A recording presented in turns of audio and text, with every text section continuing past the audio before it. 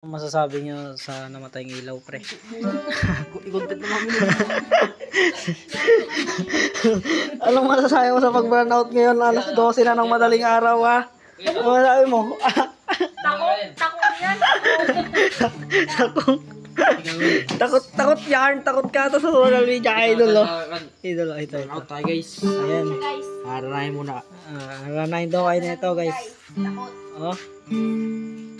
Oh. Ang ganda. Oh, dami ng mukha yan. Ayan, guys, wala naman kaming ilaw. Okay na naman. Hoy, Tarel ko, kung naririnig mo to. Maayos-ayos ka. Putik ka, ka-brownout eye ka kasi hindi mo lang kanina tanghali. Wala na naman ngayon. Anong oras pa lang? Tanghali sunda? Ayan o, mag-alas 11 na. Bay, kailangan nyo pang patayin. Mag-alas 11 na. Ng gabi. Grabe na siya. Wala naman hangin.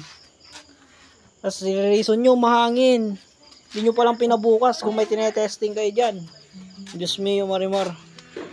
Paano na yung mga bata, mga malilit na bata umiiyak, kakagatin sila ng lamok, di na kayo naawa. Ha? Kayo, ha?